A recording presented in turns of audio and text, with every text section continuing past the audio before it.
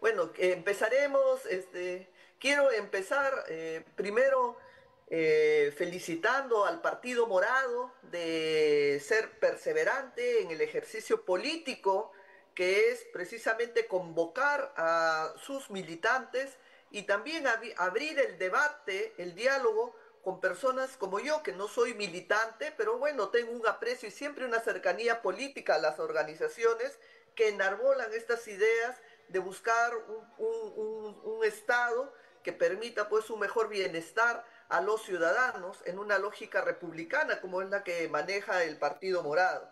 Por eso es de que acepté la invitación que tan generosamente me hizo Carlos Cáceres como parte de la organización, Miguel Llanos, que siempre es muy perseverante en ello, y bueno, un amigo en la universidad que siempre es una persona que insiste en que siga involucrando en el tema político, que es Luis Durán. A todos ellos yo les agradezco su invitación porque estoy acá a consecuencia de esa invitación que me han hecho. Y bueno, en atención a esto, no solo quiero felicitar al Partido Morado, al Comité de Organización, sobre todo haber elegido a Iquitos, una ciudad que sale de la lógica del centralismo, de la urbe, de lo que es Lima, y mirar y compartir estas ideas con los ciudadanos del interior del país, ¿no? Y eso me parece que es un logro que hay que reconocer del Partido Morado. Directamente a lo que vamos, ¿no? Cuando me invitaron a participar, bueno, yo comenzando toda mi vida he estado metida en la actividad judicial, soy una funcionaria ya en retiro del sistema judicial como parte de mi labor, pero algo tengo que compartir con ustedes. Y yo le dije, bueno, tendría que compartir con ustedes, tal vez, como lo dijo en algún momento un reconocido líder norteamericano, Martin Luther King, en relación a un sueño.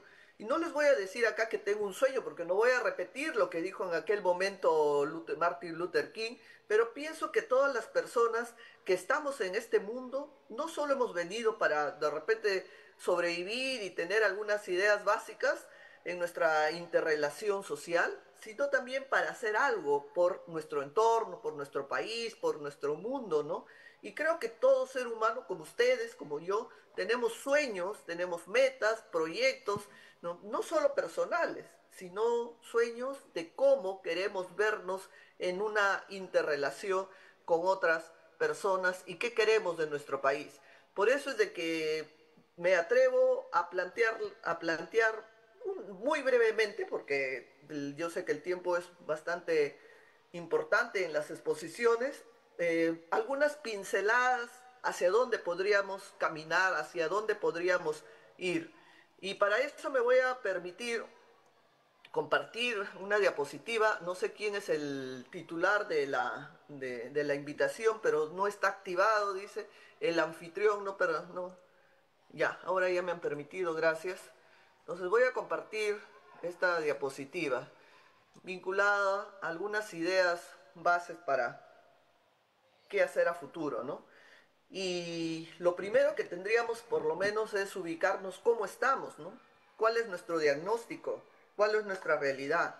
Y para eso voy a tomar como referencia unos estudios de opinión del Instituto de Estudios Peruanos, que cada mes siempre nos publicita sus estudios y de manera concreta, cuando se pregunta cuáles son los principales problemas del país, cuáles son los principales problemas del país, y podríamos centrarlos que en materia de economía tenemos un tema de pobreza, pero sobre todo el principal problema es un tema de inseguridad, ¿no? Delincuencia, que podríamos señalar, de delincuencia, luego un tema de corrupción, y también está vinculado pues temas de economía, vinculados hasta de la economía. Miraremos que el desempleo pasa a lugares no en los primeros puestos, sino que los primeros puestos están dados por economías ilegales que están también afectando a nuestra economía, para la redundancia, ¿no? Y que este está generando esta afectación, como por ejemplo el narcotráfico, que siempre es un tema recurrente en la vida económica de nuestro país, sobre todo hablando de economías ilegales, y luego también hablaríamos de la minería ilegal, de la minería ilegal, de la trata de personas, del contrabando y una serie de supuestos también que están dentro de esta lógica de la economía ilegal.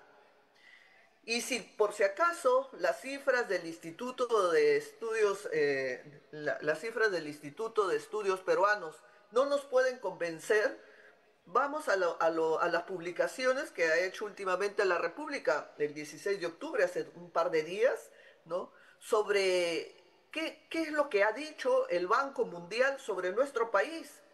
¿Y qué es lo que ha dicho el Banco Mundial? ¿No? El Banco Mundial dice que el deterioro del Producto Bruto Interno va a aumentar en nuestro país la pobreza. Y hay toda una serie de información que señala, ¿no? Que señala que la pobreza en nuestro país lamentablemente no va a ser manejada o dicho por lo menos controlada para evitar que esto siga incrementándose. Todo lo contrario, acá dice para el año 2025 se anota que la producción nacional va a llevar a que no mejore y hay justificaciones que señalan al respecto, como por ejemplo la inestabilidad política, que es un ejemplo que señala la inestabilidad política y la inseguridad ciudadana, o la inseguridad con el aumento de la delincuencia, que van a ser dos elementos que van a no permitir que se pueda seguir controlando, reduciendo el tema de la pobreza. Todo lo contrario, es un tema que va a ir subiendo. Bueno, y hay una serie de informaciones que señala ello. A todo ello, también debemos apreciar que la pobreza es un tema recurrente, por más que el gobierno considere que eso es algo de percepciones y que no existe, como lo señaló, ¿no? De extrema pobreza en nuestro país. Y bueno, sobre el tema del consumo alimentario, también miremos de repente con otro indicador, con otra fuente sobre cómo vamos en el tema de la seguridad, porque eso es un indicador también que hay que analizar. Y en el tema de la seguridad, pues acá ustedes están apreciando un ministro del Interior colocado en la gestión de la señora Boluarte, en la que el Congreso no ejerce un control político sobre esta gestión ineficiente que tenemos y muy pocos o nadie se atreve a firmar, ¿no? Una censura para el retiro de este ministro, o por lo menos para que se tomen acciones en relación a su actividad que ha venido realizando, ¿no? Y viene realizando.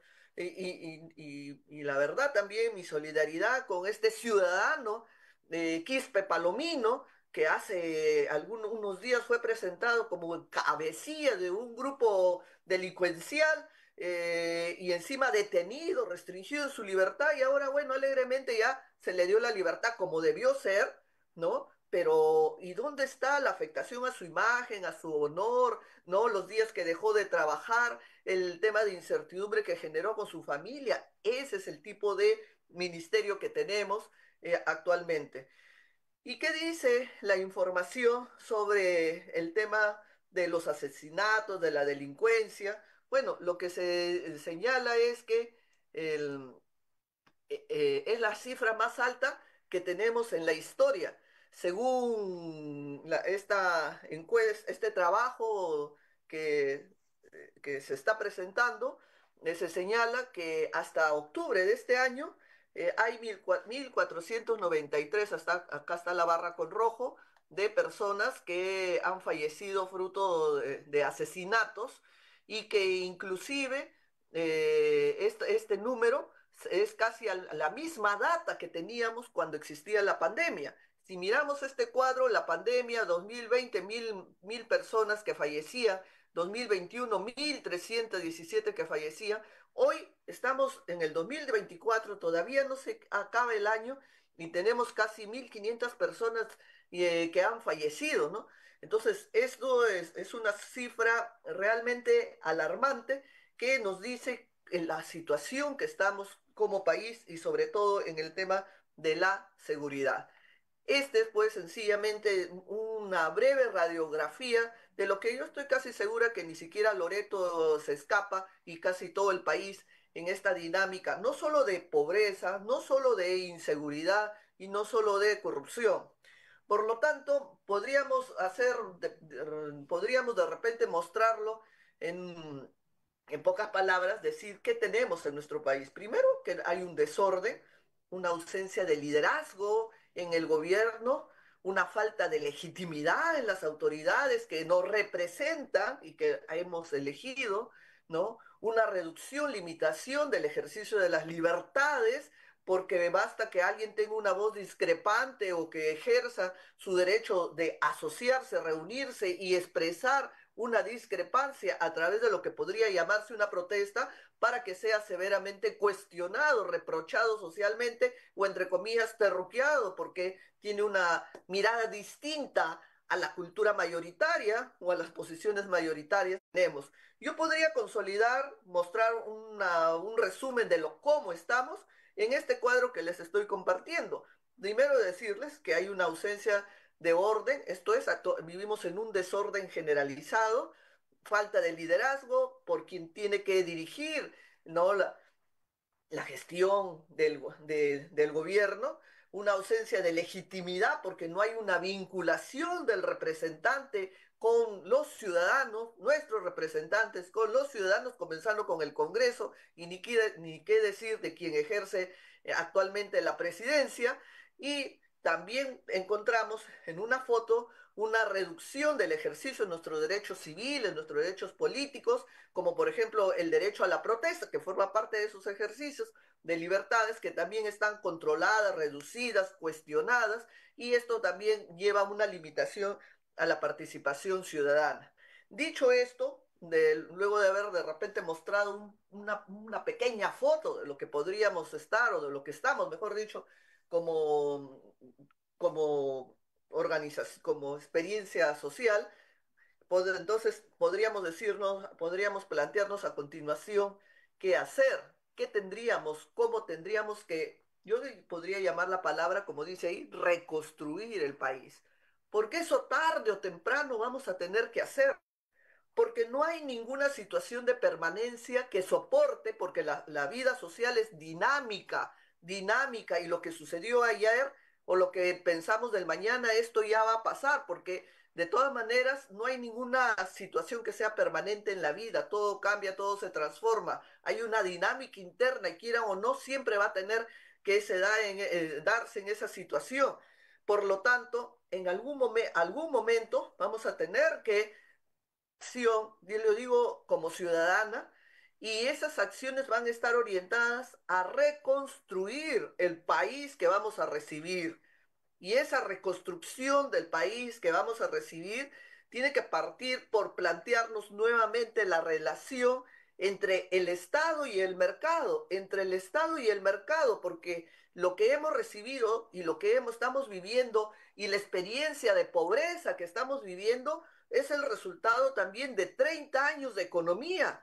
Son desde el año 90 hasta esta fecha en las que se ha cambiado este modelo económico, ¿no?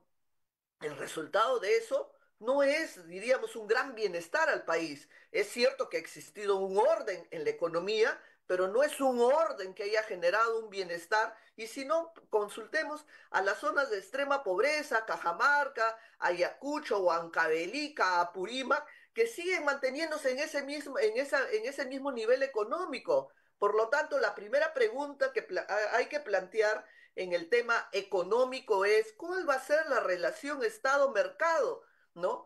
¿Cuál va a ser esa vinculación? Y acá yo he tratado de graficar unas ideas algo más básicas, que no es lo mismo mantener o dar el protagonismo al Estado que al mercado.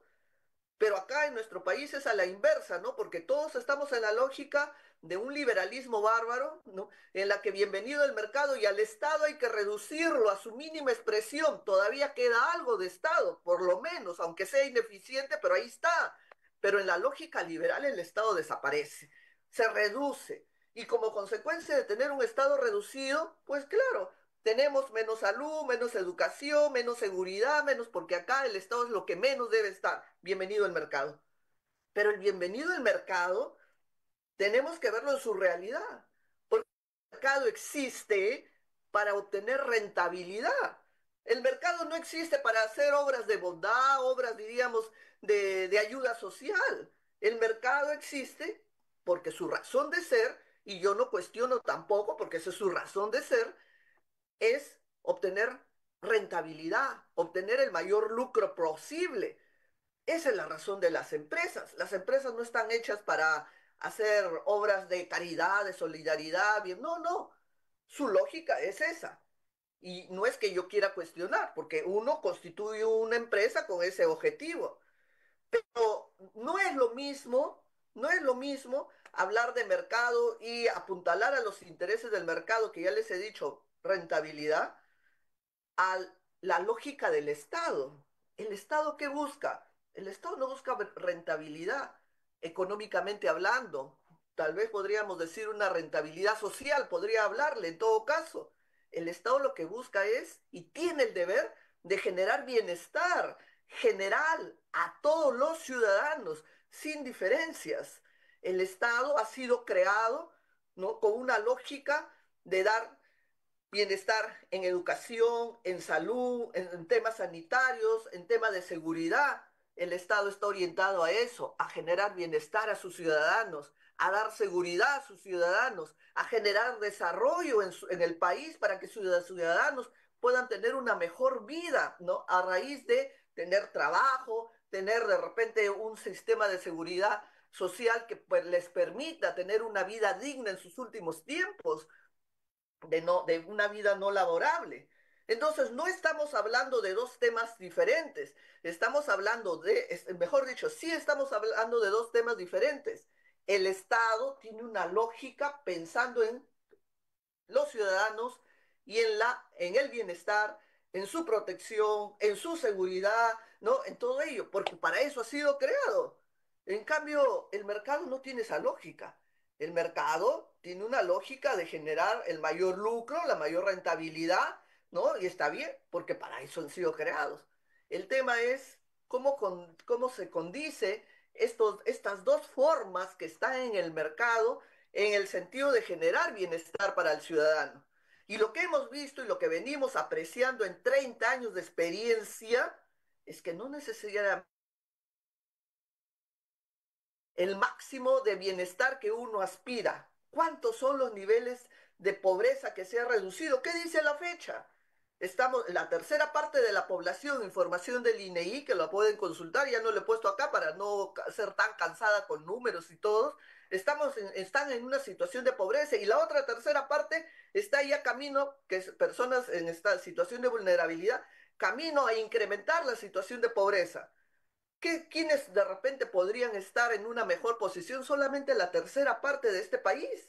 Y el resto está, hoy uno ya está en el ranking de la pobreza y el otro, la tercera parte, caminando a convertirse pronto en este grupo de pobreza, ¿no? Entonces tampoco la situación es muy alentadora, que digamos, en este modelo. Y esa es una de las primeras tareas que se tiene que volver a reflexionar si se va a seguir manteniendo esta relación mercado-estado o hay que, y ahí viene mi primera idea, o hay que en esta dualidad incorporar en esta dualidad un elemento central que tiene que estar presente ahí, que es el ciudadano, pero el ciudadano no para ser un espectador y soportar las situaciones nefastas de repente de una situación no sana del mercado, sino un ciudadano que tenga la capacidad de participar en ello.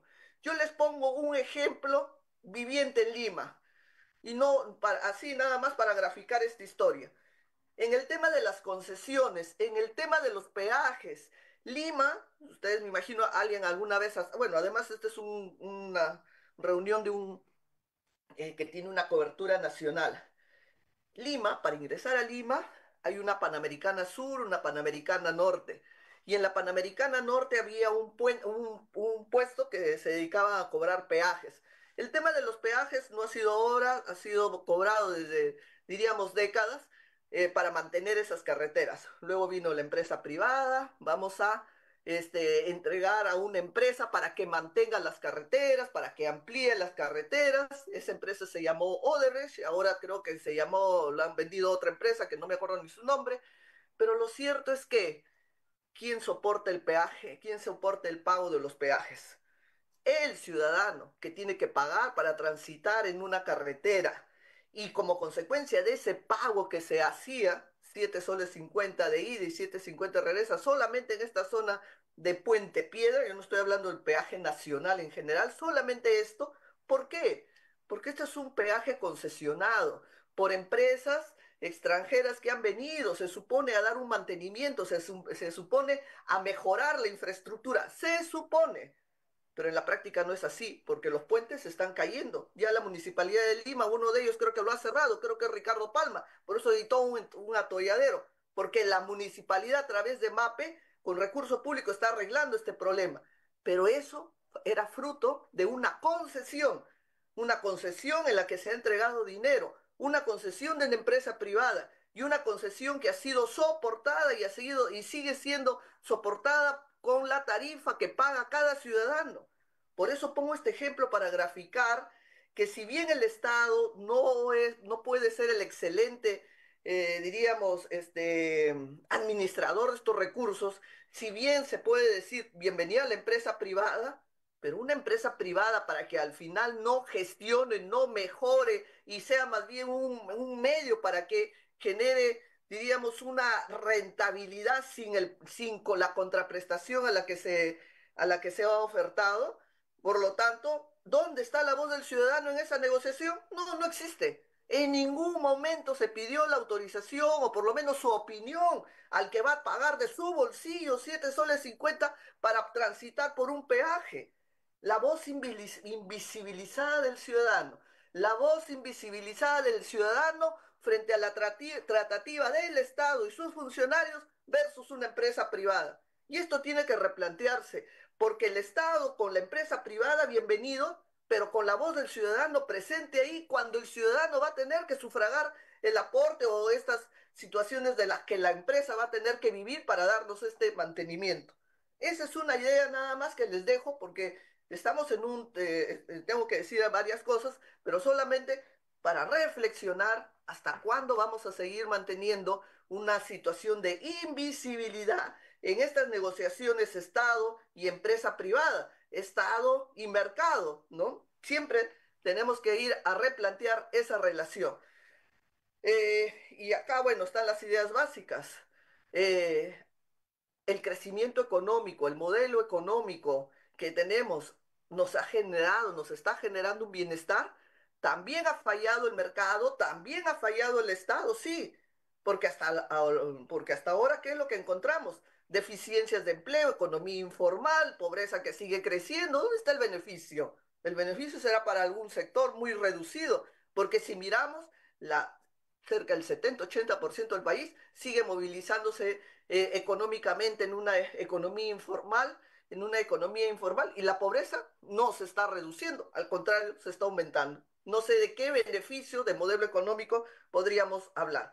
Ahora, un segundo tema que quería señalar, lo he tratado de resumir así en este cuadrilátero con estas ideas base.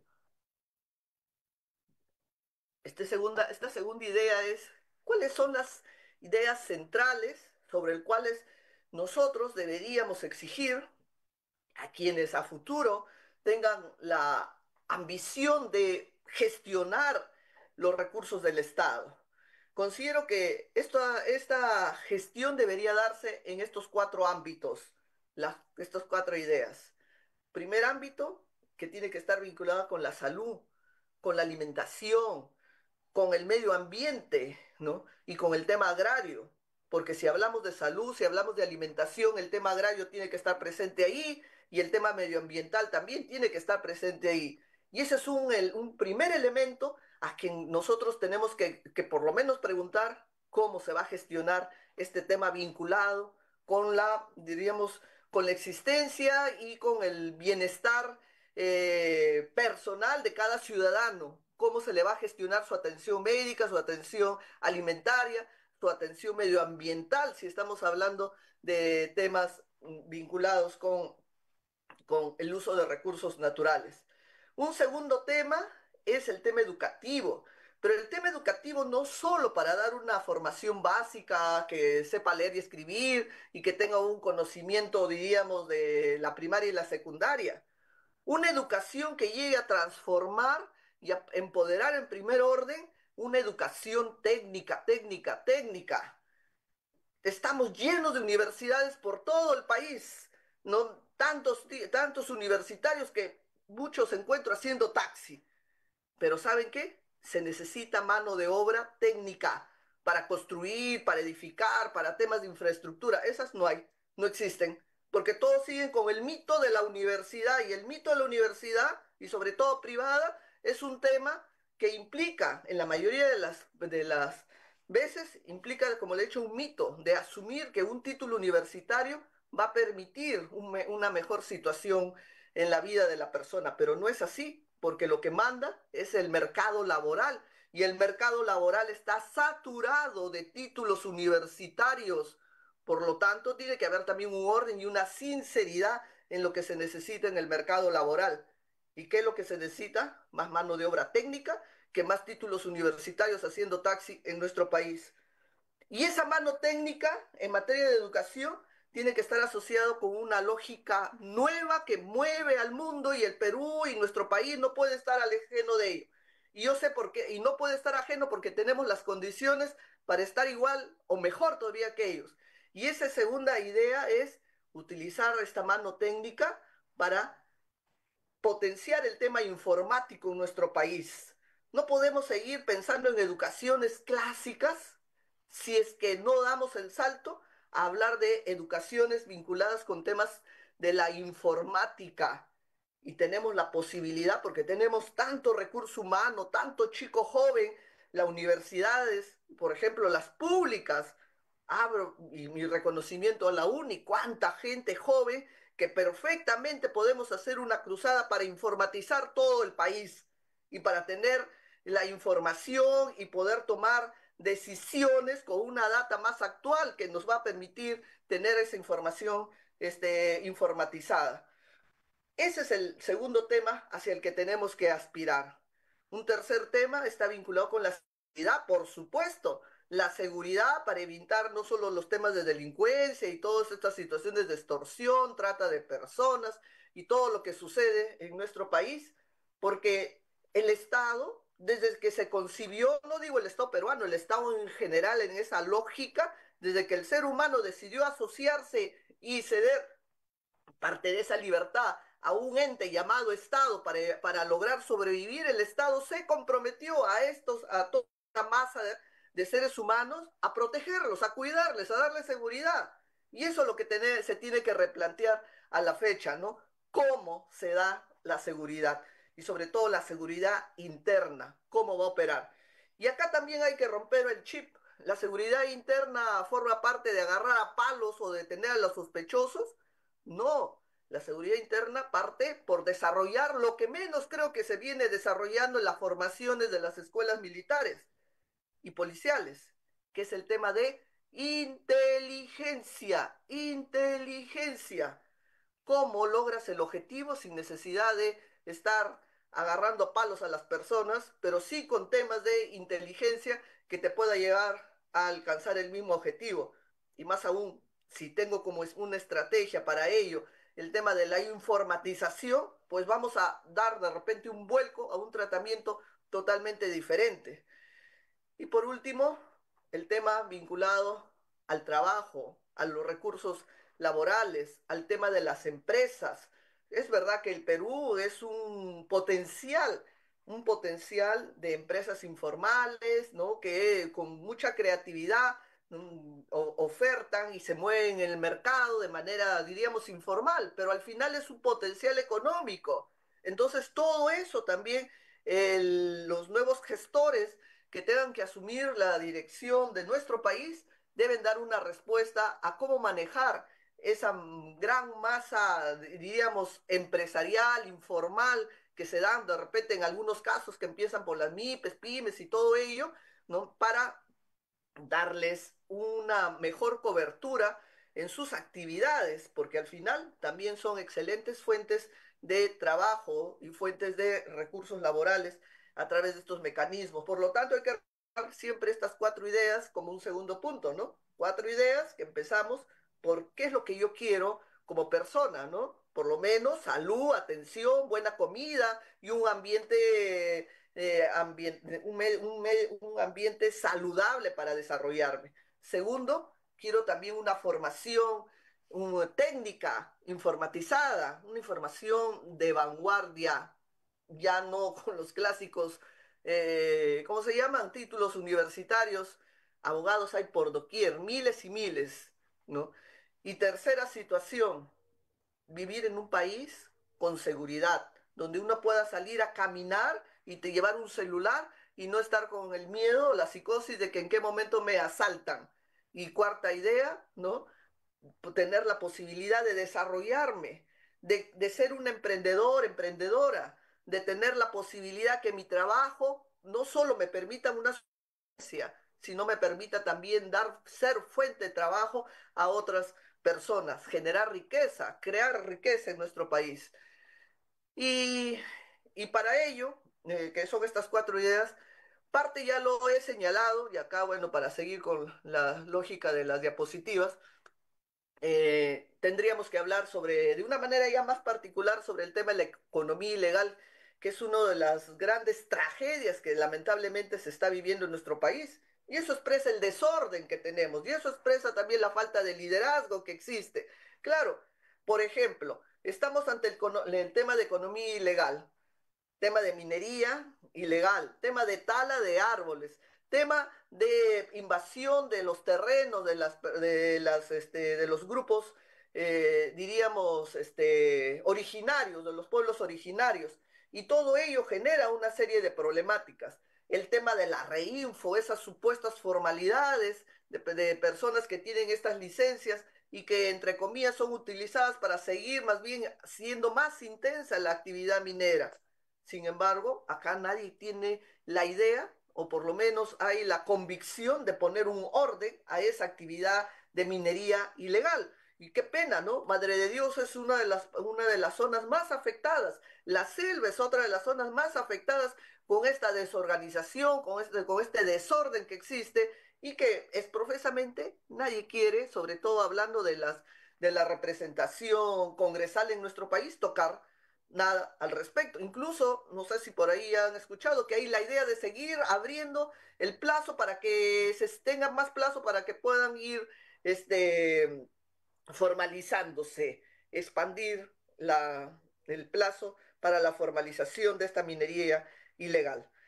Y también está de más decir el tema de la criminalidad, las leyes que se han emitido en el Congreso, ya el anterior expositor ya lo ha señalado, ¿no? Entonces no voy a poner mayor énfasis, solamente déjese decir un comentario. El Congreso, como es resistente a querer derogar estas leyes de criminalidad, la última que ha salido lo ha maquillado y ha dicho, bueno, ahora para intervenir los allanamientos a las casas, ya no vamos a esperar que esté presente el denunciado con su abogado o el investigado o el intervenido con su abogado, porque vamos a llevar de nosotros, ¿no? El abogado de oficio, ¿no? Entonces va a ir todo el pelotón del allanamiento, la policía, el Ministerio Público, todo, y también vamos a llevar el abogado de oficio.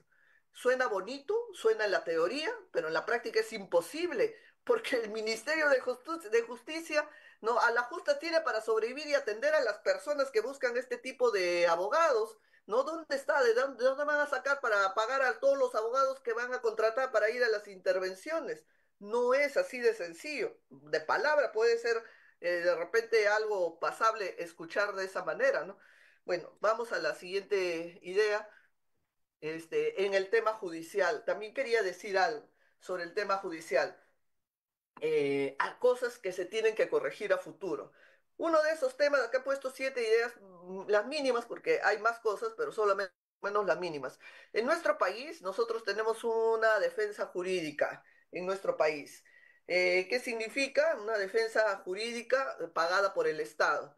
Que cuando el ciudadano no tiene un abogado para pagarse él con sus propios recursos, el Estado le da un abogado, entre comillas, de oficio. Entonces, cualquier persona que está metida en algún proceso judicial donde está de repente procesado, denunciado, el Estado le pone su abogado de oficio. ¿Ya? Bueno, los abogados tienen ahí su cartela de gente que tienen que atender, ¿no? Porque son personas que no tienen la capacidad para pagar un abogado y tampoco están obligados en contratar un abogado privado. ¿Por qué? Porque el Estado les asiste con una defensa. Tiene que ver esto con lo que les quiero plantear.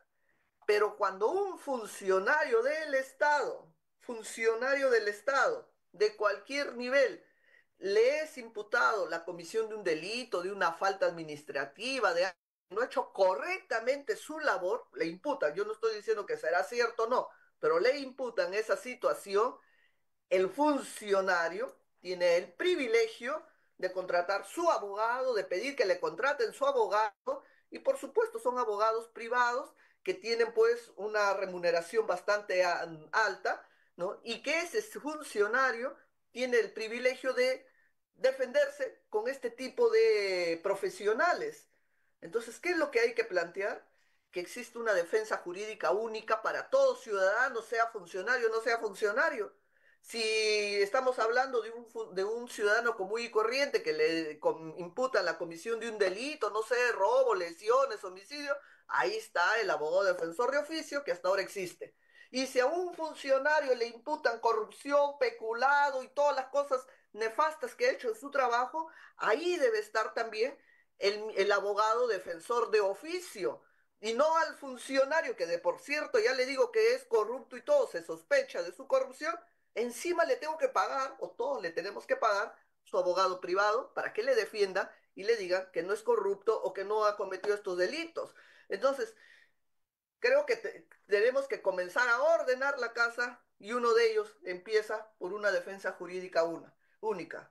Segunda situación, en el tema de las procuradurías. Las procuradurías son los abogados que defienden al Estado. Ya no estamos hablando del defensor público que defiende a cualquier ciudadano de a pie. No, el procurador es el que defiende al Estado. ¿Y quién elige al procurador? Y solamente una cabeza es el gran procurador que va a defender al Estado. Entonces, ¿qué tenemos que hacer ahí? En mi opinión, no sugiero que debería generarse una procuraduría colegiada, ¿no? 3, 5 miembros de la procuraduría y que sean elegidos por elección popular y no a dedo, como se viene dando, ¿no? Entonces ahora, por ejemplo, la cabeza de una organización elige a dedo, organización del Estado, elige a dedo a su procurador.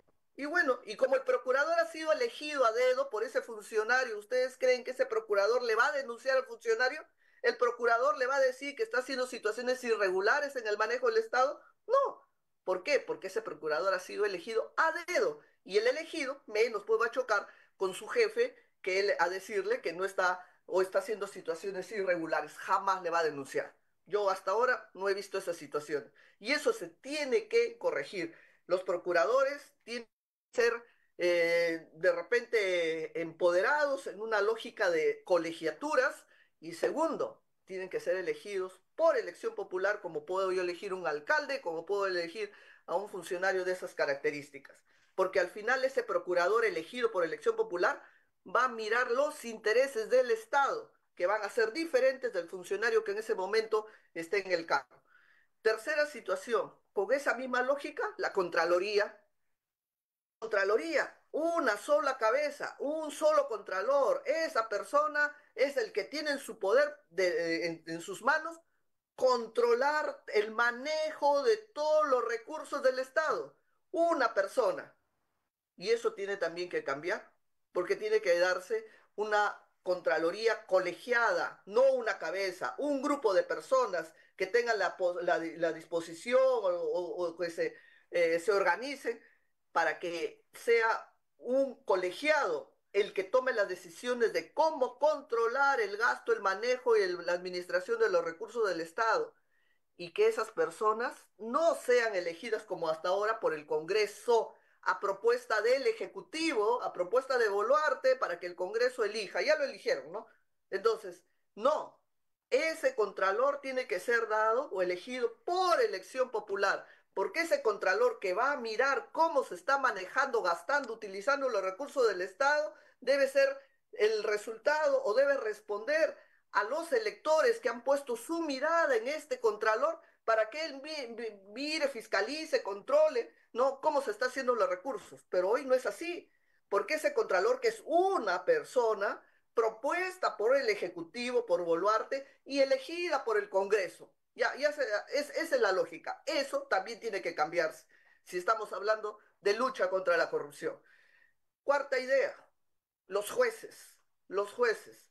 Los jueces no debe de seguir siendo esta forma de elección donde se crea, creo, una Junta Nacional o como antes se llamaba, no me acuerdo, Consejo Nacional de Magistratura, hoy se llama Junta, pero al final, ¿qué vienen a hacer?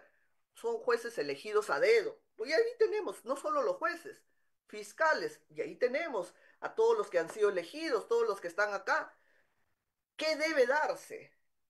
El ejercicio de jueces y fiscales que se eligen deben ser el resultado de una carrera, ¿no? Y una carrera que sale de una escuela judicial en la que se ingresa y se va estudiando y conforme van avanzando, va ocupando los puestos en atención a sus méritos, a sus conocimientos, y no lo que se ha visto como por ejemplo los exámenes de fiscales, por ejemplo una última fiscal, cuyo nombre ya ni me acuerdo, pero estaba metida en el caso de Hurtado, donde uno mira el examen que se le toma, pero ni siquiera creo que pueda articular una idea para explicar. Y no quiero hablar de esta fiscal, por ejemplo, del anterior fiscal, que ahora ya fiscal de la Nación, igual. Entonces nos preguntamos, con ese tipo de profesionales son los que hemos delegado el poder para que administren la vida y la felicidad de los ciudadanos, cuando por lo menos dentro de su lógica ni siquiera tienen la posibilidad de estructurar ideas, ¿no? Entonces creo que tiene también, y es hora, de reformar el ingreso y la permanencia de los jueces en nuestro país. Y tiene que ser como resultado de una escuela judicial donde exista un alto mérito, una alta burocracia, burocracia en el buen sentido de la palabra, entiéndase tecnicismo, especialización para quienes van a ejercer esos cargos, y no que sea el resultado de la coyuntura, ¿no? Que yo elijo a dedo, entre comillas, entre un examen, entre comillas, de que dice que tiene una buena performance profesional, cuando esas elecciones también requieren replantearse, no solo por la forma, sino por los criterios que se utilizan para esas evaluaciones, donde lo que más se privilegia, bueno, es la especialización, pero lo que menos se privilegia es el entorno, la trayectoria de vida, no el lado emocional de la persona, su equilibrio mental, esas cosas ni siquiera se ven. Y yo creo que también es hora de que se tienen que renovar y de repente darle mayor poder al lado emocional, al equilibrio mental de una persona a quien se le va a dar un tremendo poder para que haga y deshaga de la vida de otras personas sobre el cual ellos van a operar. La reforma legal en procedimientos también urge, no voy a cansarles porque esto no es un auditorio jurídico, pero urge hacer cambios tan sustanciales. Solamente un ejemplo, el Código Penal. Acá creen de que los delitos o la lucha contra la delincuencia es subirle más penas. Y hay la lógica que inclusive más vale, la pena es más alta para el violador que si le quita la vida. Entonces el violador dice, entre violarla y matarla, ¿qué tiene más pena? La violación. Entonces, no. ¿Qué cosa tiene menos pena? El quitarle la vida. Entonces mejor prefiero matarla, menos pena, a de repente con un tema de violación. Les pongo este ejemplo para decirle que todo el Código Penal requiere reestructurarse. Hay penas que no son nada razonables, proporcionadas, ponderadas, hay delitos que son graves pero tienen penas bajas, hay delitos que son bajas pero tienen penas altas, porque acá toda esta situación se ha venido, diríamos, tergiversando, fruto del momento, de la circunstancia, aumento, bajo las penas, y no hay una mirada razonable al manejo punitivo y al manejo de las sanciones. Y pongo nada más ese ejemplo, porque tendríamos que hacer una reforma, ¿no? Y se tendría que hacer toda una reforma en varios procedimientos a seguir en el sistema de justicia. Penúltima idea, es vital, yo sugiero, y siempre tengo la lógica que la reconstrucción del país tiene que ir de la mano de los ciudadanos. Y la reconstrucción del país tiene que ir con una participación ciudadana real. Y en el tema de delitos contra la corrupción, los jurados tienen que incorporarse en el juzgamiento. Los jurados tienen que incorporarse en el juzgamiento. Ustedes miran a Estados Unidos, a un señor que se llama Trump, al que le cuestionaron por una serie de delitos con unas chicas y una serie de supuestos. Al final el jurado dijo es culpable. Serán los jueces del sistema penal los que cuantifiquen la pena, cuánto le van a poner, qué rango, en qué condiciones, está muy bien el tema del tecnicismo, cuánto, pero lee el jurado, que es una selección de ciudadanos por sorteo, a la luz de la información que se le presenta, el jurado dentro de su conocimiento sencillo y empírico que ustedes y yo y todos podríamos tener, va a decir, ¿es culpable o inocente? Nada más. Esa voz del pueblo que dice es culpable e inocente, no voy a decir por qué, por los años ni todo eso, porque eso ya lo va a graduar y fijar un juez profesional, es la mirada que se requiere en temas, por lo menos, de delitos de corrupción, para que sea el pueblo, los ciudadanos, todos los que salgamos sorteados en esa historia, decir y tener una voz y decir, es inocente o de repente es culpable. Decirlo y la segunda fase ya serán los jueces del Estado los que comenzarán a cuantificar la pena y las condiciones de su decisión. Y por último, para la charla, porque de ideas mayores hay, la deliberación pública judicial. La deliberación judicial. Miren, amigos, amigas, hay un ejemplo vivo. Ayer, una alta corte, Tribunal Constitucional, ha deliberado si el Congreso tiene las posibilidades de someter, incluso de repente afectando derechos fundamentales, a los miembros de otra organización constitucional, ¿no? Un organismo autónomo constitucionalmente que se llama Junta Nacional de Justicia. Entonces había dos entes que, bueno, el Congreso cuestionaba, no, cuestionaba al Poder Judicial si puede involucrarse el Poder Judicial para dar tutela a los miembros de la Junta Nacional de Justicia, porque el Congreso puede hacer lo que quiera. Eso dice en pocas palabras lo que decía la demanda. Le estoy hablando en sencillo. Entonces el tribunal se ha reunido y ha deliberado. Y ahí en el periódico ha salido toda una bronca, tres, cuatro, que tres se fueron, cuatro se quedaron, que la presidenta, ya, algo así, uno lee el periódico de hoy y eso dice. Ya. Pero la gran pregunta es, tomando decisiones tan trascendentales como es una alta corte, estoy citando el ejemplo del tribunal, lo podría aplicar a la Corte Suprema también, ¿no? Que es una alta corte. ¿Por qué deliberaciones de trascendencia, de impacto para la organización, para la vida del país, como es decidir hasta dónde puede llegar las facultades de un juez del Poder Judicial frente a las facultades del Congreso de la República para decidir sobre los miembros de la Junta Nacional de Justicia? ¿Por qué esas deliberaciones tienen que ser en privado bajo cuatro paredes? ¿Y por qué esas deliberaciones no pueden ser abiertas? ¿Por qué esas deliberaciones el ciudadano tampoco puede, no podría opinar? ¿No? ¿Por qué seguimos bajo la reserva o el secretismo? Y yo esto lo digo con convicción, porque alguna vez he tenido la posibilidad de dirigir el tribunal y hemos experimentado este ejercicio de la deliberación pública abierta, donde en vivo y en directo cada ciudadano tenía, transmitiéndose en vivo y en directo, cada juez, cada magistrado decía por qué tenía tal posición y por qué no.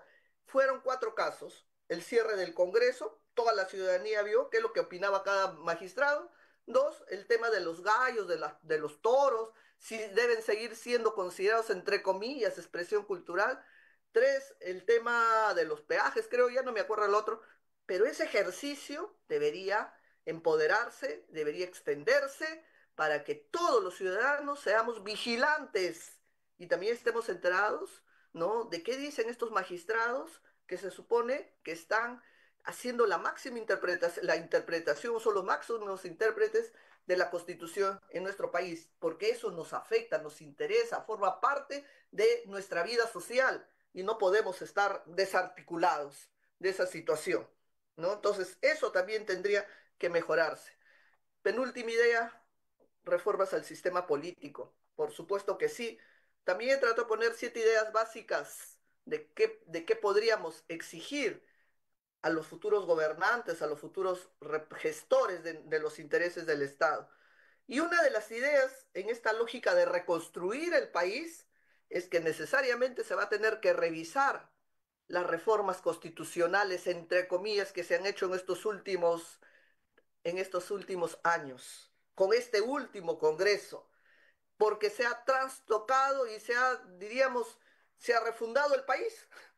Digo, refundado el país, porque de un modelo presidencialista ahora ya no queda nada. Ahora estamos en un gobierno parlamentarista y eso no ha sido nunca la esencia de la estructura o la organización de nuestro Estado, que ha tenido una posición presidencialista y con un Congreso que hace un control político. Pero acá el control político y el peso y contrapeso ha desaparecido con estas reformas constitucionales, sobre todo cuando se ha hablado de la cuestión de confianza. Ya no existe, desapareció y bajo el amén de este Tribunal Constitucional.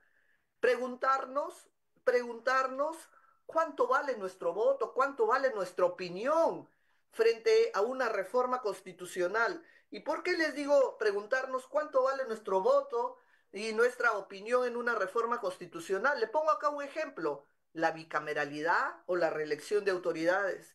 Recuerdo, y ustedes también recordarán que en el año 2018 eh, se iba a plantear una reforma constitucional y se planteó la pregunta a todos los ciudadanos de este país si queríamos tener 2 cámaras, más congresistas, más representantes, y también nos preguntaron si queríamos que se reelijan. Y más del 80%, según la información que está ahí publicada, dijo, no queremos más congresistas, no queremos más cámaras, no queremos reelección. Muy bien, esa es la voluntad del pueblo. Pero este Congreso ha hecho un costado nuestras opiniones, nuestra voluntad, y ha decidido que, a pesar que hayamos tenido su opinión, debe haber más congresistas, 2 cámaras, reelección y una serie de cosas que están sacando. Por lo tanto, si se hizo un referéndum y la ciudadanía mayoritariamente dijo no queremos tener 2 cámaras, aunque en el fondo a mí sí me gustaría, pero la mayoría de la voluntad dice que no, entonces, y sin embargo, ¿qué ha hecho el Congreso? Se han reunido sus 90 y tantos votos y han dicho ahora nosotros sobre la voluntad de ustedes, nosotros creamos nuestras 2 cámaras, creamos nuestros senadores, diputados con el número de congresistas y nos reelegimos. Así de sencillo. ¿Eso se va a seguir tolerando? No, tiene que necesariamente revisarse y tiene que tomar una posición a cómo se van a manejar las decisiones que se han tomado luego de un referéndum. ¿Es posible que la ciudadanía cambie de opinión? Sí. ¿Es posible que se vaya a un referéndum, un segundo, un tercero, y los ciudadanos digan, sí, hemos reflexionado y queremos tener más congresistas? Sí. ¿O es posible que los ciudadanos reflexionemos después de unos años, de 3 o 4 años, y digamos, sí, mejor que se reelijan? Por supuesto que es posible, pero todo que sea posible, no solo todas estas opiniones que se dan, tienen que ser sometidas a referéndum. No puede ser que sobre la decisión que han tomado los ciudadanos vengan 90 y tantos congresistas, que por cierto su legitimidad está en duda, y trastoque la voluntad mayoritaria y diga, bueno, pero ustedes habrán dicho eso, pero nosotros imponemos y sobre sus criterios nos creamos las cámaras, nos aumentamos el número de congresistas y nos reelegimos. Pongo nada más un ejemplo para todas las reformas que están haciendo de la Constitución. El trabajo que está haciendo este Congreso justifica necesariamente ir a una revisión de todas las reformas constitucionales que se han hecho con la anuencia, por supuesto, del Tribunal Constitucional actual, para dar legitimidad a esas reformas que se han dado. Una segunda idea está, y siempre vuelvo a decir, en esta reconstrucción del país los ciudadanos tenemos que estar presentes. En la reconstrucción del país tenemos que estar presentes. pero una presencia real.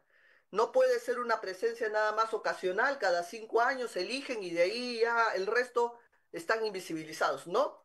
La presencia tiene que ser permanente, sostenida, con canales de opinión y con mayor razón, sobre todo los jóvenes, porque al final nosotros ya hemos, creo, terminado un ciclo de vida laboral, ¿no? Pero ¿quiénes se quedan en el país? ¿Quiénes heredan el país? Y lamentablemente, ¿quiénes se van del país? Porque acá dicen que no hay futuro, ¿no? Más bien lo que tenemos que hacer es que esas personas que se van, que son jóvenes, que no se vayan, que sientan que el país sí tiene futuro y que ellos son los que tienen que construir el futuro del país. Lamentablemente la generación y esta situación que nos ha tocado vivir, bueno, yo no creo que mi generación y la generación que ha tocado vivir tengan las posibilidades de hacer esos cambios, pero sí los que van a tener que liderar y hacer estos cambios y tomar las riendas del país van a ser la gente joven, los que se van a quedar, ¿no? Pero en una lógica de participación ciudadana. Por lo tanto, toda licitación, chiquita, grande, local, regional, macro, tiene que tener la participación de veedores con voz y voto, ¿no? En las licitaciones. No puede seguir dándose esos temas de elección directa a dedo o situaciones que son bajo una, ¿qué se puede decir? Licitaciones en la reserva, sin que nadie sepa nada y cuando luego se termina de entregar la buena pro o se entrega las licitaciones recién se dice quién es, no, hay que cambiar esa reserva, ese secretismo y hay que hacerlo público porque la transparencia es una gran herramienta para legitimar las designaciones de quienes han ganado esas licitaciones.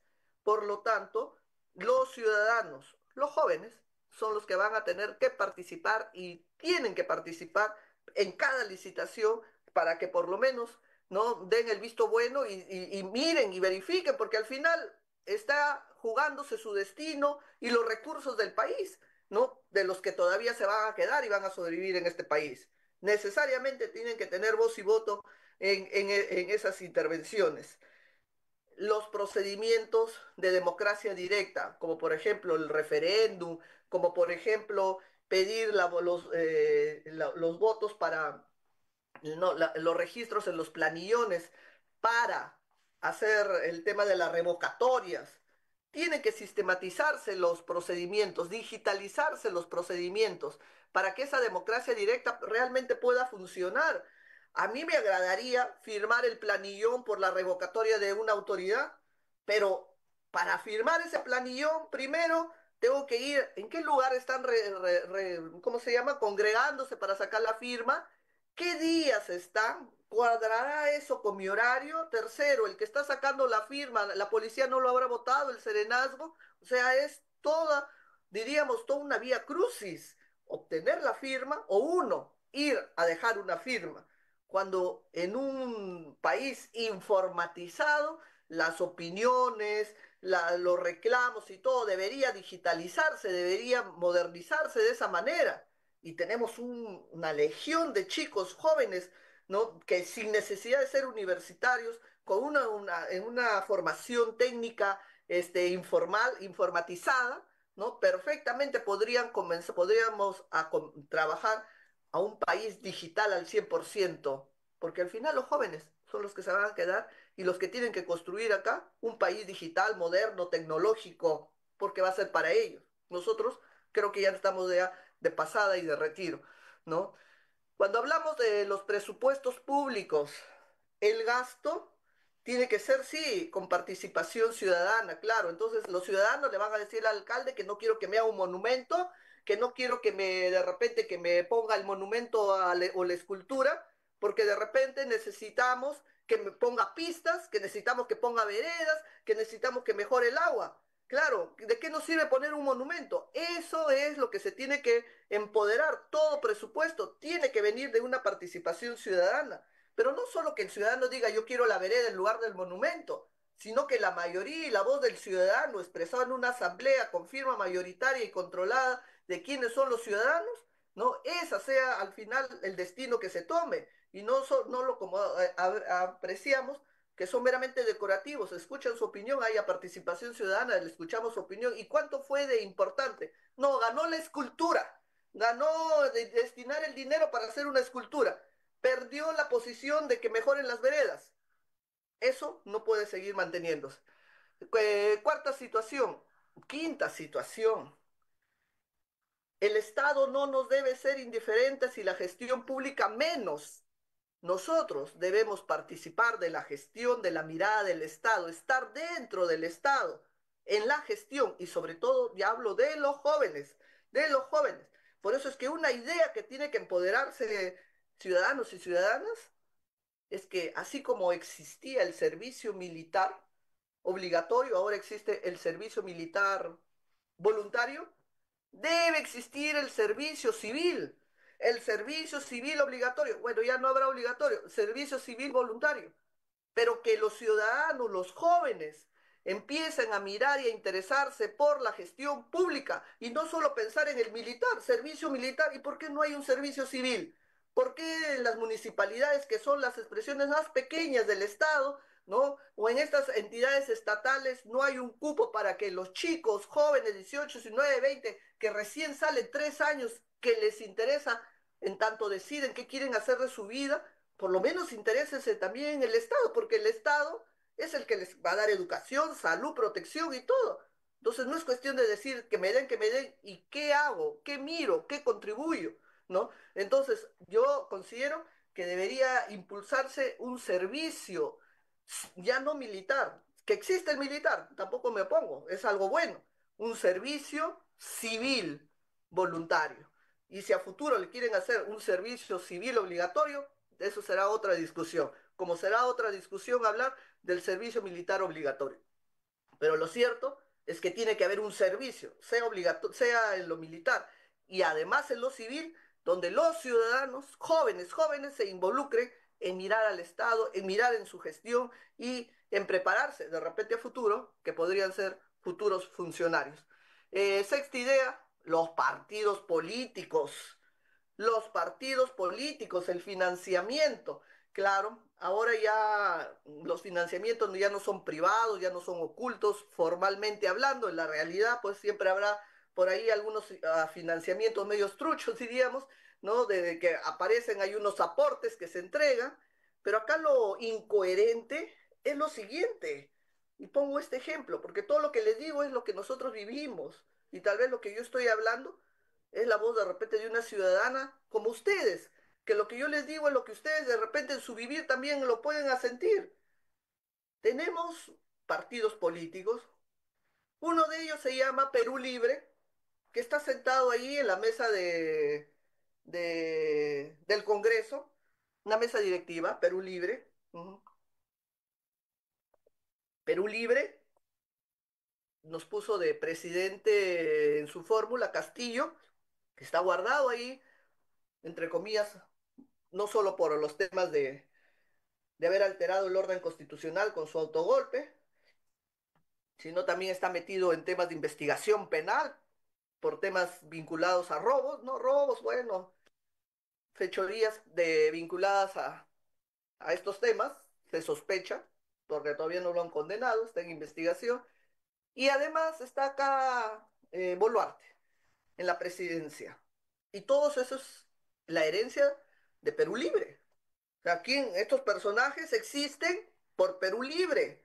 Estos personajes han llegado fruto de un partido político y sus votantes. Formalmente quien los llevó, Perú Libre y sus votantes que apoyaron en su elección. Hasta ahí vamos bien. Y este grupo Perú Libre sigue como partido político financiado con los recursos del Estado. Financiado con los recursos del Estado, como lo hace todo partido. Pero ¿cuál es la peculiaridad? Las cabezas de los partidos políticos, los líderes, creo que Perú Libre tiene como cabeza un tal Cerrón, ya. Entonces, y este señor Cerrón, sentenciado por cohecho, con prófugo y todo, ¿cómo es el financiamiento de su partido político? A meses atrás leía un informe, y por eso pongo de ejemplo, que la OMPE, que es la encargada de supervisar los gastos de los partidos políticos, recibía Cerrón con su prontuario, Cerrón Vladimir, con su prontuario penal, ¿no? Su sueldo como gestor de este partido. Entonces, ¿qué quiero decir en otras palabras? Es coherente que un partido político reciba financiamiento de nosotros los ciudadanos, porque al final de eso, en el fondo es esa la, cuando la dirigencia está sentenciada por delitos como el cohecho y todas estas cosas de corrupción, es coherente que se financie esa cabeza, ese dirigente. Eso es incoherente. Me parece hasta absurdo, irrisorio, partido de los partidos, ¿no? Entonces, ese es un tema también que se tiene que revisar en esta parte de la reconstrucción del país. Y por último, si hablamos de actores políticos que son referentes de los ciudadanos, pues por lo menos ese actor político que tenga lo mínimo de decencia en su entorno, no solo de decencia, digo, por lo menos de conmiseración a lo básico de todo ser humano, que es la protección a su prole.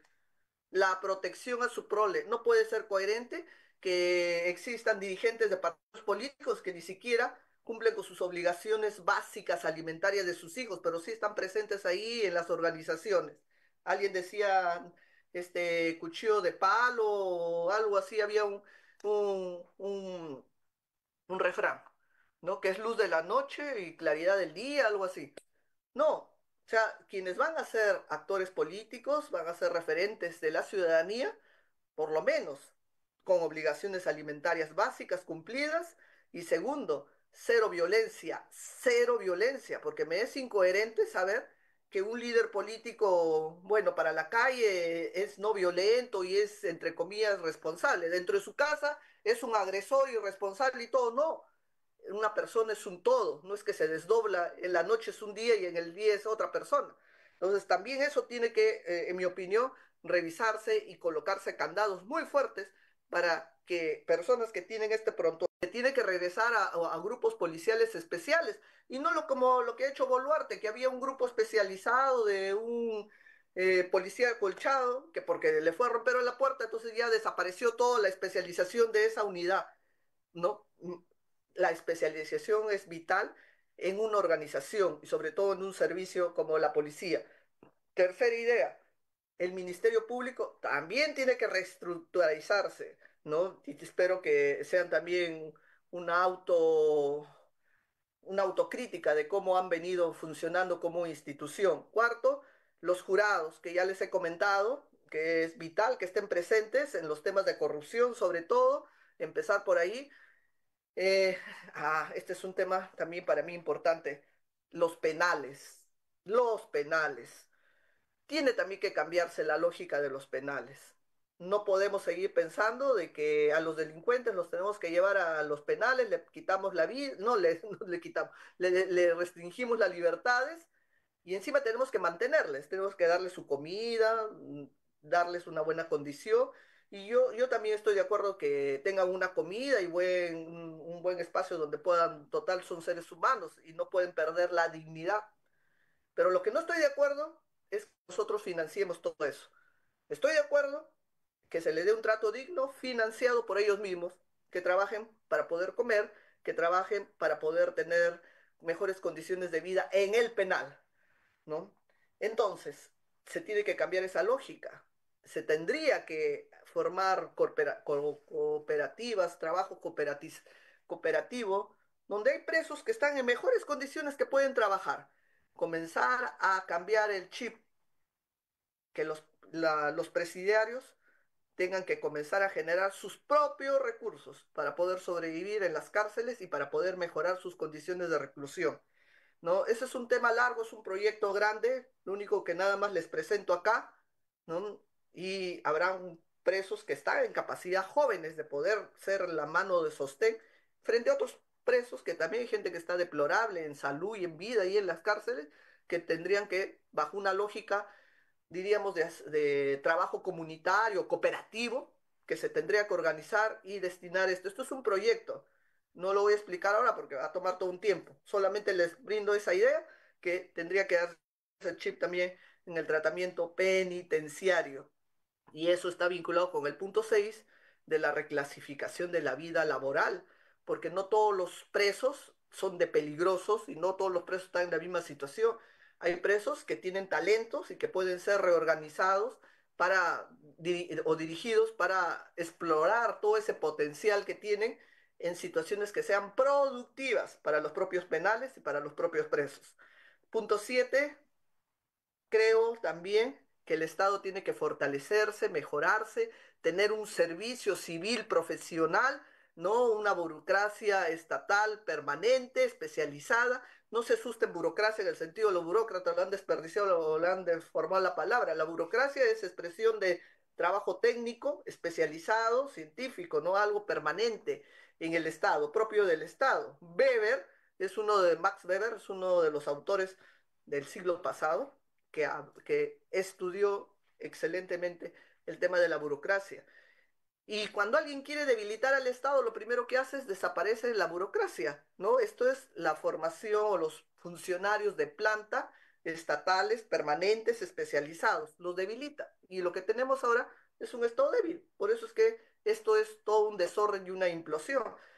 Y por último, cuando hablamos de seguridad interna, los procesos disciplinarios a los policías que deberían ser ultra rápidos. Yo me acuerdo que hace tiempo, cuando era niña, veía a unos policías que le habían chapado cometiendo actos irregulares, ilícitos, no delictivos, en el acto le degradaban fuera grados, uniforme y los botaban de la institución militar.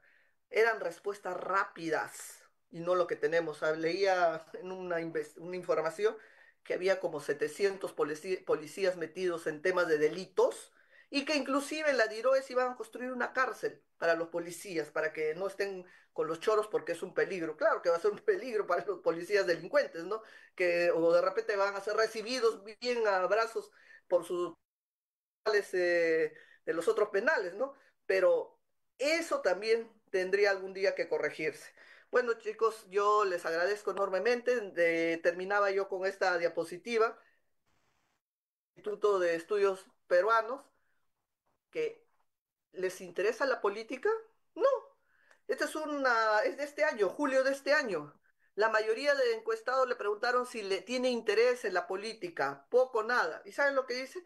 El 64%, sumando el poco y la nada, no quieren saber nada de la política. Pero por supuesto, el estado en la que estamos es una situación nada motivadora, no solo por quienes ejercen este noble oficio de ser político como profesión, sino que también las condiciones en las que se ejerce, pues tampoco es muy gratificante meterse en esta historia.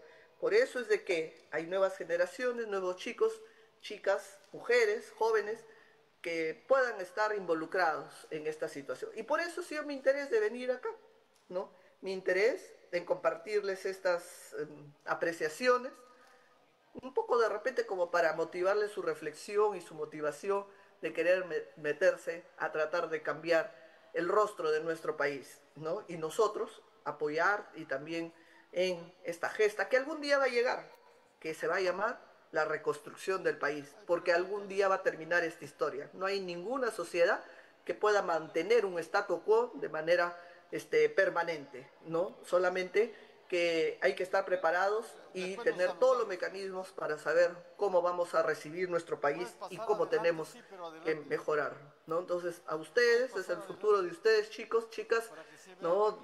Que tengan que involucrarse en construir un país para ustedes, porque al final ustedes van a heredar, lamentablemente, esta situación que se les está dejando. Muchas gracias y también para los ciudadanos, ciudadanas de Iquitos y para el Partido Morado, que ha tenido la amabilidad de invitarme, ¿no?, a una voz ciudadana a compartir estas ideas. Muchas gracias.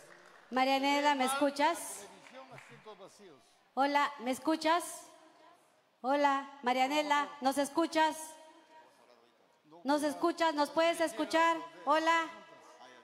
En la tarde voy a hablar.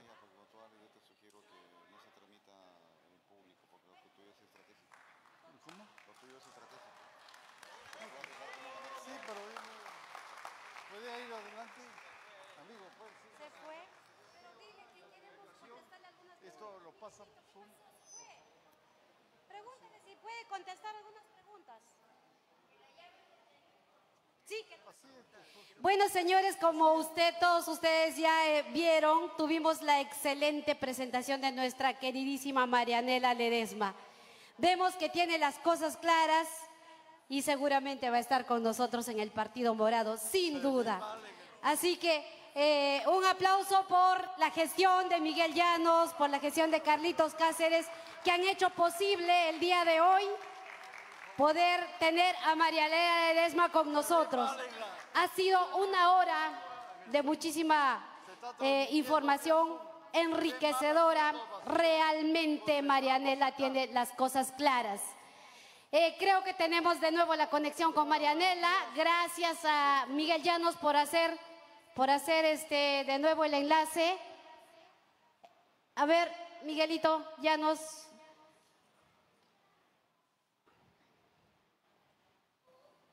¿Alguna pregunta? A ver, espérate. Buenas tardes. Hola.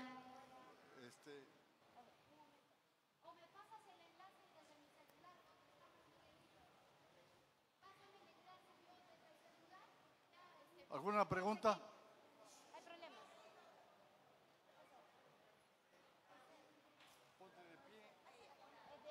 Después del sorteo vamos a ir al almuerzo. Señores, queremos decir que por favor no se vayan a ir porque viene el sorteo de unas canastas, unas deliciosas canastas que han preparado para nosotros nuestros emprendedores. Pero además tenemos el delicioso almuerzo que ya está esperándonos, pero vamos a esperar unos minutitos a ver si podemos contactarnos con la doctora Marianela Ledesma. Enseguida vamos a contestar 3 preguntas, así que por favor solo 3 preguntas. Enseguida vamos con el sorteo de las deliciosas canastas. Doctora, ¿nos logra escuchar? ¿Aló? ¿Nos escucha? ¿Aló?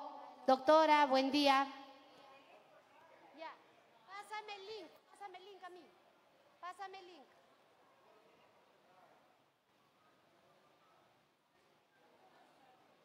Salud, doctora Marianela. Pásame, por favor.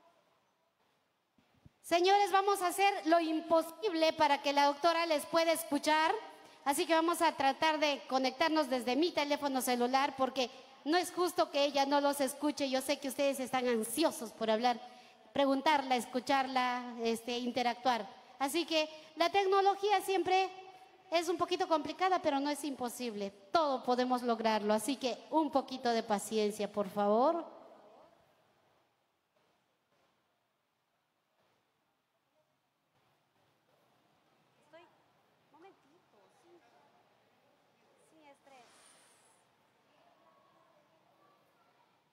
Doctora, ¿se escucha?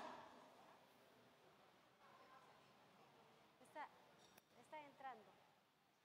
O pásame tu celular, desde tu celular, porque mira, se demora demasiado.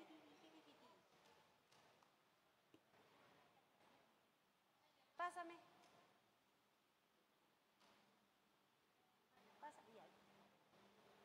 Hola. Hola. Hola. ¿Aló? ¿De repente arreglan el tema? Hola. ¡Bravo! Hola. Sí, doctora. Le cuento, Sí. le cuento que el público acá está ansioso de hablar con usted, escucharle. Ya. Desean hacer Perfecto. preguntas, para lo cual Ya. le comento que hemos elegido 3 preguntas. ¿Qué tal? Lamentamos Ya. que la comunicación a través del Zoom sea complicada, pero por este medio voy a hacer que la militancia Perfecto. le haga llegar algunas preguntas. Vamos con la primera pregunta del señor. Aquí. De la señorita Marisol Liñán. Marisol Liñán, tu pregunta, por favor. No, Sí, acá, ven. claro, ya. Déjame- Doctora Marianela, buenas tardes. Público no en general. No te escucha. ¿No se escucha? Sí. Se escucha. Ya. Se escucha. Ya. Les traigo primero el saludo de San Juan del Lurigancho y acá desde Iquitos. Yo quisiera preguntarle a usted, porque yo estoy convencida que como partido vamos a poder refundar el país. Pero ¿cómo, Pero estimada doctora? te escucho entrecortado. Por el teléfono. Sí. Ya. Le decía, estimada doctora Marianela, mire, hay mucho prejuicio en cuanto al Partido Morado, que es un partido de técnicos. Usted, desde la academia, desde la experticia, desde el tecnicismo, ¿cómo nos animaría a que las personas de bien y técnicos, académicos, puedan involucrarse en política y venir a participar por la refundación de este país, por ejemplo, en el Partido Morado? ¿Qué mensaje nos daría a aquellos que ven desde afuera toda la podredumbre que hacen personas con la política en este país? Le agradezco el mensaje. Gracias. Creo que tienen ustedes un gran potencial precisamente de ser mirados como un país, como un partido técnico. Y eso es muy positivo, porque las improvisaciones es lo que nos ha llevado a tener como resultado esta clase política. Lo que se requiere es tecnicismo, pero además un tecnicismo no desligado, diríamos, del común y corriente del ciudadano, un tecnicismo de a pie, le podría yo decir, tecnicismo de a pie. Somos técnicos, pero que leemos la necesidad del ciudadano y le damos una respuesta con nuestra expertise a esa necesidad o a la mejora del Estado, ¿no? Yo creo que más bien lo técnico tendrían que sumarlo para asociar al ciudadano de a pie.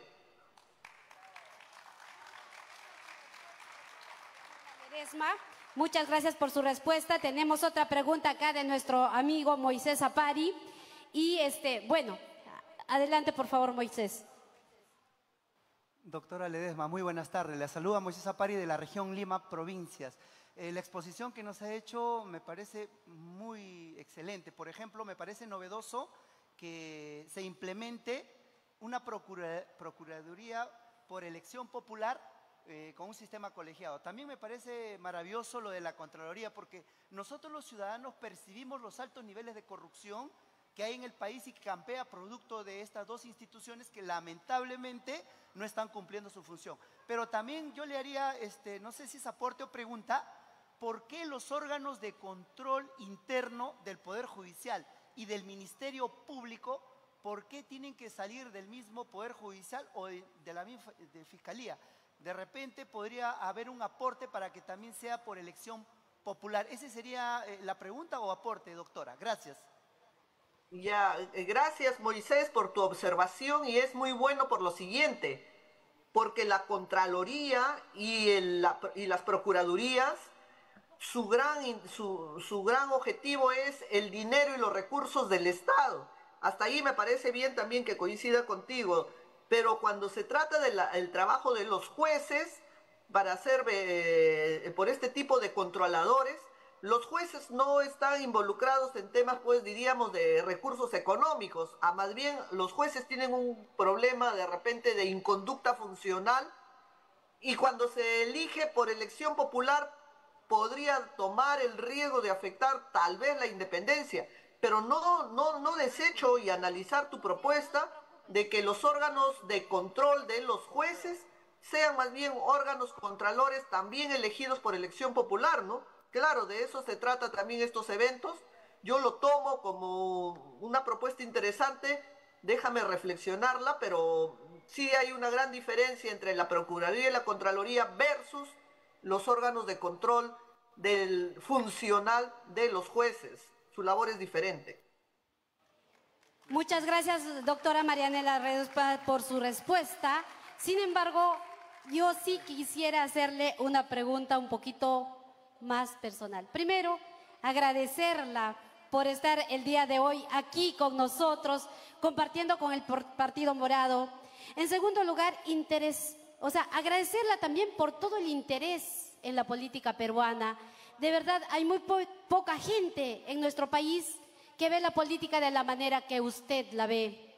Veo que tiene las cosas muy claras, que si usted llegaría a ser la presidenta, tiene toda la idea resuelta, como alguien dijo nuestros expositores anteriores, tiene el camino visualizado. Y si tenemos el camino visualizado, solo nos falta llegar al poder para concretar lo que necesitamos. Nos encantaría tenerla aquí en el Partido Morado como una morada con miras al 2026, porque el país nos necesita. Y según mi concepción, Hacer política es una responsabilidad de todos los peruanos. Por eso yo le agradezco a usted por todo lo que hace y por todo el enorme trabajo que hace cada día. Sigue investigando, sigue mejorando todas las cosas que se pueden hacer por nuestro país. Lo único que nos falta es llegar al poder para concretarlas.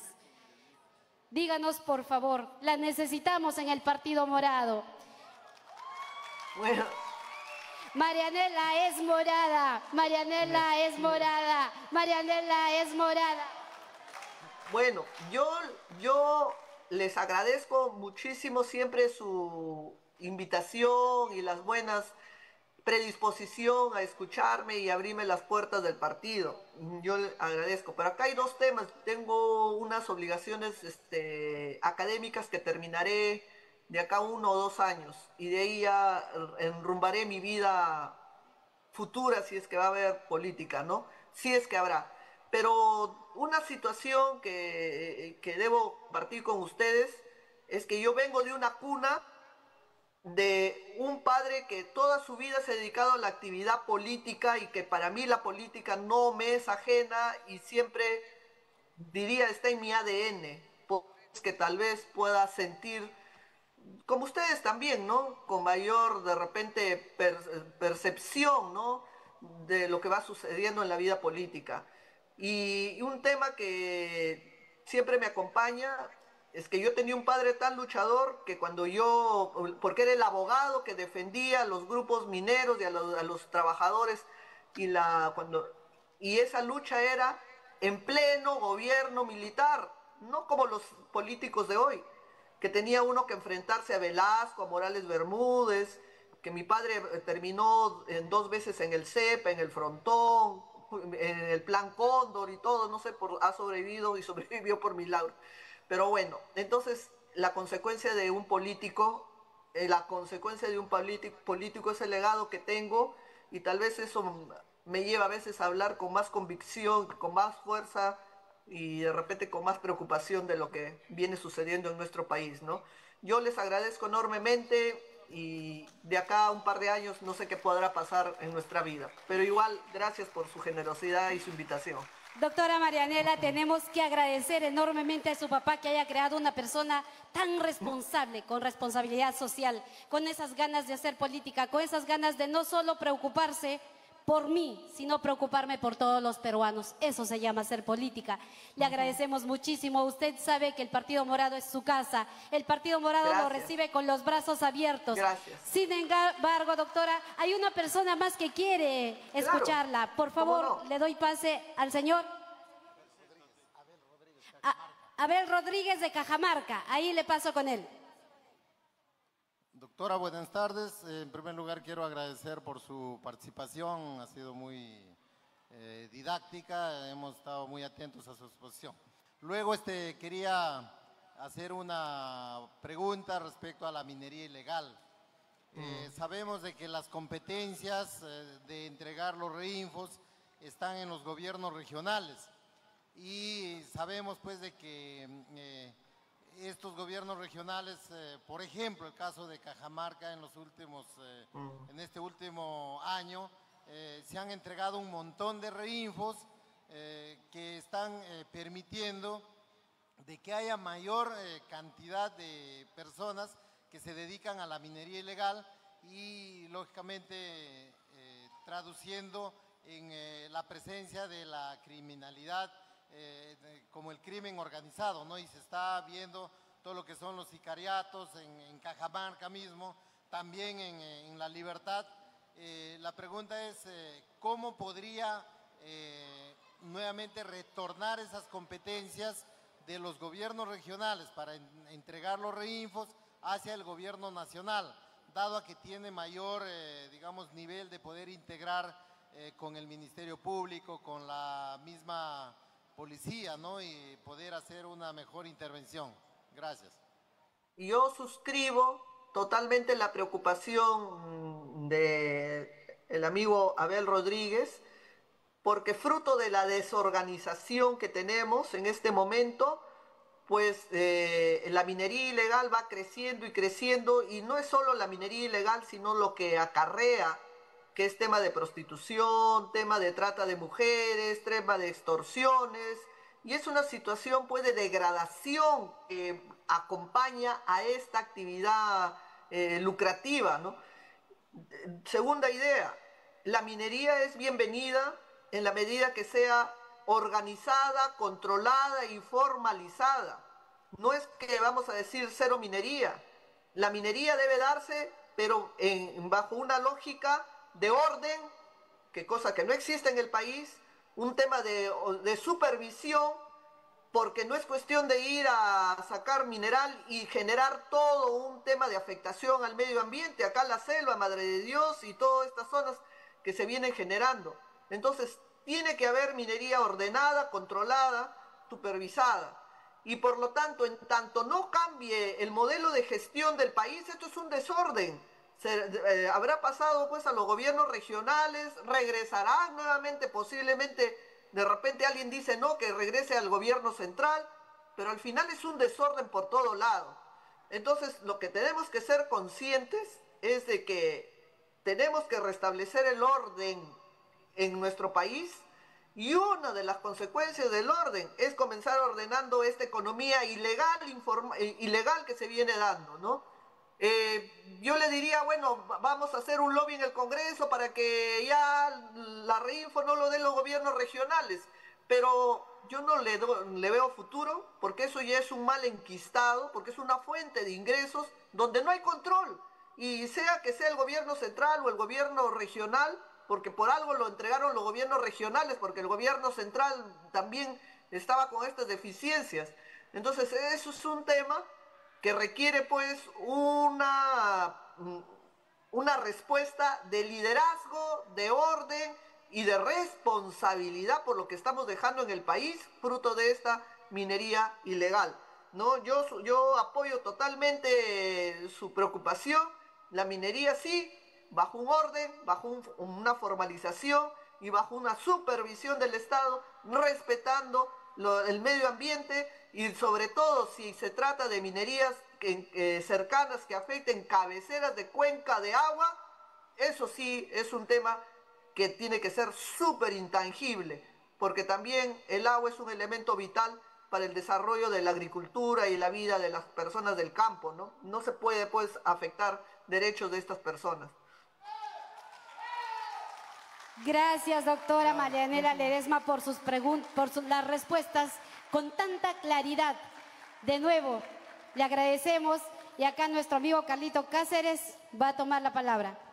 Doctora Marianela, creo que ha satisfecho todas las expectativas sociales, jurídicas y políticas con su disertación. Muchas gracias.